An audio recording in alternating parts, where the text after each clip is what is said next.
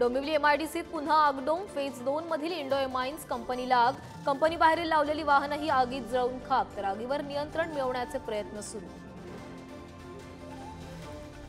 मनोज जरांगेंच्या उपोषणाचा आजचा 5वा दिवस। मराठा समाजाचा छळ करणार असाल तर जिरवल्याशिवाय राहणार नाही, जरांगेंची टीका। तर सरकारनं विषय न सोडवल्यास सलाईन काढून टाकण्याचाही इशारा।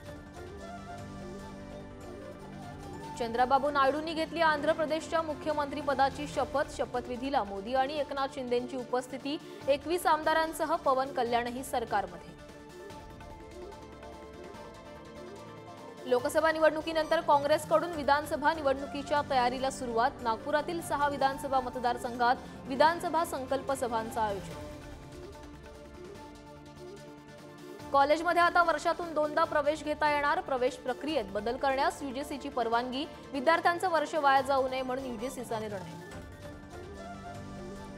महाराष्ट्रातील सरकारी शाळांमधील मध्यान्ह भोजनात 15 नवीन पदार्थ। तृणधान्य, कडधान्यासह गोड पदार्थांचाही समावेश। चालू शैक्षणिक वर्षापासून नवा मेनू लागू होणार। मुंबई आणि कोकणासह पश्चिम महाराष्ट्रात जोरदार पाऊस। हवामान खात्यानं वर्तवली आजही मुसळधार पावसाची शक्यता।